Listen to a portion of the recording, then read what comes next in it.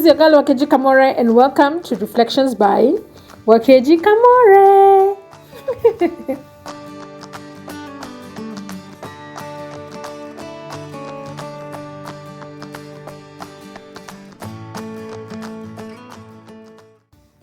We are currently studying the book of 2 Samuel, which we are covering chapter by chapter.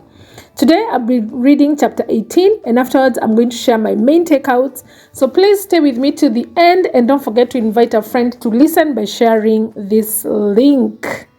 All right. So anyway, let's just a quick catch up. In the last chapter, Absalom has been advised by Ahithophel, and also has been advised by Cushite, and he has decided to take Cushite's advice. And that has led to Ahithophel's committing suicide because it's like, sasa advice yangu ikuchukuliwa. So anyway, David has been warned and he has crossed over to that side of Jordan, but Absalom has decided to actually still go and chase after David so that he can kill him. So this is what is the story we are going to read in chapter 18. All right, let's do this. David now mastered the men who were with him and appointed generals and captains to lead them. He sent the troops out in 3 groups, placing one group under Joab, one under Joab's brother Abishai, son of Zeruiah, and one under Ittai, the man from Gath. The king told his troops, "I am going out with you." But these men objected strongly. "You must not go," they urged. If we have to turn and run, and even if half of us die, it will make no difference to Absalom's troop. They will be looking only for you. You are worth 10,000 of us, and it is better that you stay here in the town and send help if we need it. First, I like the fact that David, even if he's a little bit older now, he hasn't forgotten how to be strategic in battle. All right, so let's go on. "If you think that's the best plan, I'll do it," the king answered.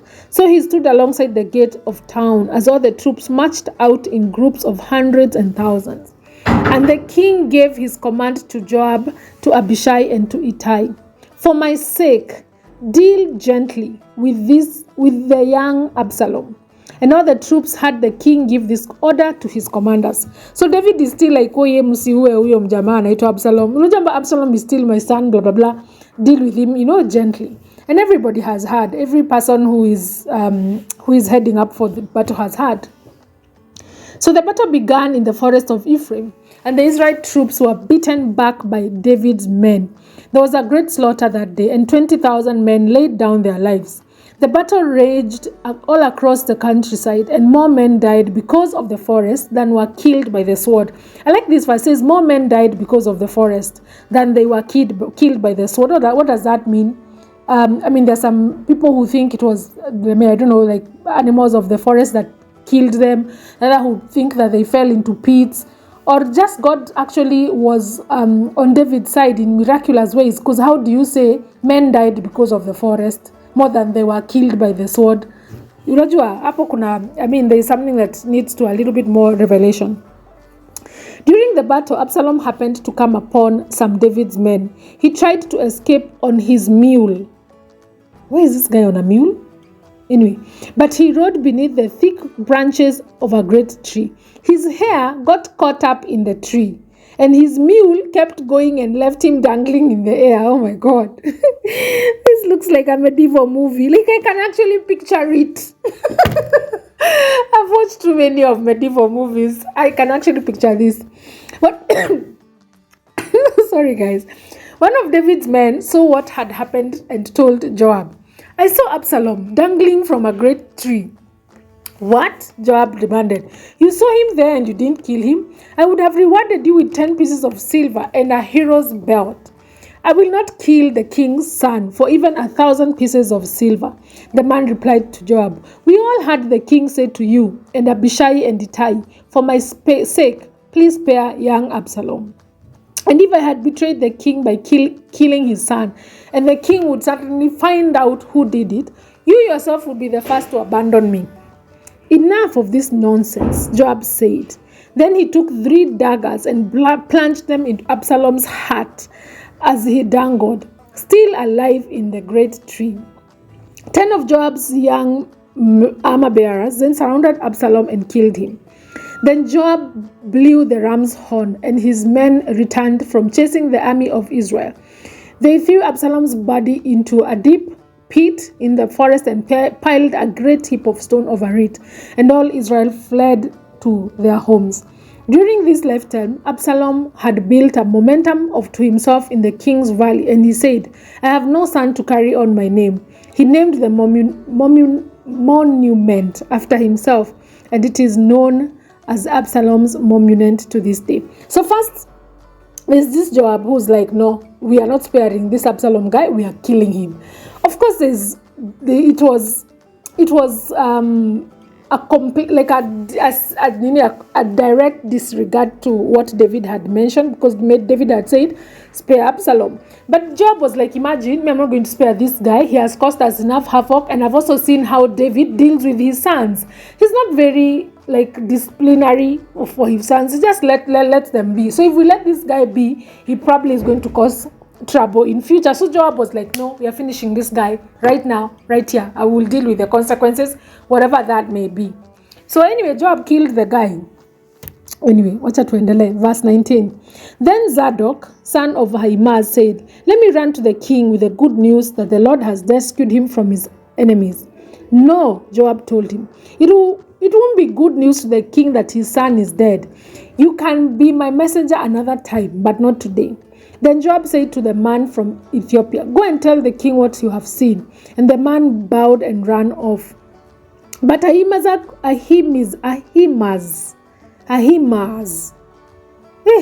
continued to plead with Joab, "Whatever happens, please let me go."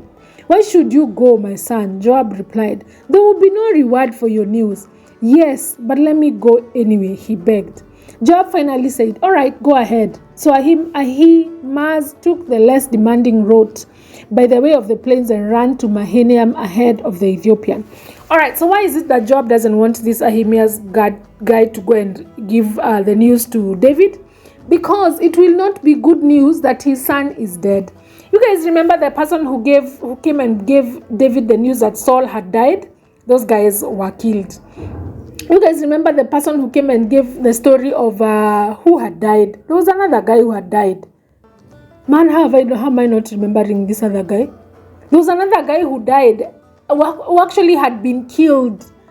Oh yeah, it was Saul's son. There was Saul's son. I can't remember his name, but he had been killed by people who were in his corner, and they came to report to David, "Oh, we've killed Saul's son who had anointed himself as king," and those ones were killed as well. So David was not necessarily celebrating when his enemies had died, especially when those enemies had a sort of relationship with him. He would kill the messengers. So Joab is like, wewe unataka tu kukimbia kwenda kupeana news, it won't be good news, you will get killed, this king will kill you. But anyway, si Ahimaaz amejambia wacha tu aende. So he went through the shortcut, and he got there before the actual Ethiopian guy who had been selected to be the messenger of the day had gotten there. All right, let's continue. Verse 24. While David was sitting between the inner and the outer gates of the town, the watchman climbed to the roof of the gateway by the wall. As he looked, he saw a lone man running towards them. He shouted the news down to David, and the king replied, "If he is alone, he has news." As the messenger came closer, the watchman saw another man running towards them. He shouted, "Here comes another man." The king replied, "He also will have news." "The first man runs like Ahimaaz, son of Zadok," the watchman said. "He's a good man and comes with good news," the king replied. Then Ahimaaz cried to the king, "Everything is all right." He bowed down before the king with his face to the ground and said, "Praise to the Lord your God, who has handed over the rebels who dared to stand against my lord the king." "What about young Absalom?" the king demanded. "Is he all right?" Ahimaaz replied, "When Joab told me to come, there was a lot of commotion, but I did not know what was happening. I'm like, this guy may be on his ride here because first he's taken the shortcut so that he gets here before the actual messenger. Maybe he has told himself, well, enyewe nikienda niambie king ati Absalom amekufa, I might actually get killed." So he's there saying, there was a lot of commotion. I don't even... Sasa umekuja kuleta news gani if you don't even have the actual message? What message have you come to bring if you actually don't have the actual message? You're just saying there was a lot of commotion. I don't know what happened. What kind of messenger are you? You have failed as a messenger to even begin with. Wait here, the king told him. So Ahimaaz stepped aside. Then the man from Ethiopia arrived and said, I have good news for you, my lord, the king. Today the Lord has rescued you from all those who rebelled against you. What about young Absalom? The king demanded. Is he all right? And the Ethiopian replied, May all your enemies, my lord the king, both now and in the future, share the fate of that young man. The king was overcome with emotion. He went up the room over the gateway and burst into tears. And as he went, he cried, Oh, my son Absalom, my son, my son, my son Absalom. If only I had died instead of you. Oh, Absalom, my son, my son. All right. That's the end of that chapter. So first, let me just say, I'm like, why is Absalom riding a mule? Mbona ako juu ya donkey? Isn't he the king's son and the self-appointed king? Shouldn't he be on a chariot or at the very least a horse? Anafanya nini juu ya mule? Anafanya nini kwa battlefield juu ya mule, juu ya punda? Like, have you guys seen those pundas in Limuru, like Limuru Road hapo? Vile zinakuwa nyingi na zinakuwa slow. As I'm like, why is he on a donkey? Me, I honestly don't understand. People who have studied history and whatever, please come and tell me what is happening there. Alama ya duku. Anyway, to more serious stuff. I see a couple of things happening in this chapter. First is that David mourns his son. Even if Absalom was out for David's blood, he still mourns him. And it just goes to show that our children may plunge into the worst of sins, but they are still our children. They may scoff at our God. They may tear up our hearts into pieces with their wickedness. We might even be at loggerheads with them always. But at the same time, we cannot unchild them. You cannot unchild a child.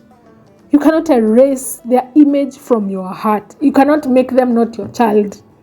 This is the same with God. He created us all. Whether we have chosen him or not, God loves us, and he is saddened by the wickedness and even more when we are facing painful consequences of choosing a life without God. Like we're still his children. It's like he's still sad when he sees us going through consequences because we have chosen a life without him. That's just a fact that God created us all. He loves us greatly, and he's saddened by the wickedness that he sees in us, and he's saddened when he sees us facing consequences of the life that we have chosen. You cannot unchild a child. He's still your child. The second thing that I noted is that all this chaos had come from David's own sinful indulgence of his passion and trying to hide sin with a greater sin. I mean, David's sin was just magnified in his son Absalom. Zile vitu alikuwa amefanya. Huyu Absalom alifanya, aliua watu, alilala na concubines alilala na concubine wa wenyewe. I mean, this just reminds me that it's not enough that we as parents train our children to be godly. That's not enough. We must first train ourselves in godliness. Our role as parents is not just to train our children, but to train ourselves for the sake of our children. Let me repeat that. Our roles as parents is not just to train our children in the ways of God, or rather in godly ways. Our first role is to train ourselves for the sake of our children. We have to train ourselves in godly ways. We have to train ourselves in godliness for the sake of our children. Because if we don't, we will sin, and then the kids that we have, those children that we want to train in godliness, will be affected by the consequences of our own sin. It's sad, but it is true that our role as parents is not to train our children to be godly. It's not only to train our children to be godly, but to train ourselves first for the sake of those children.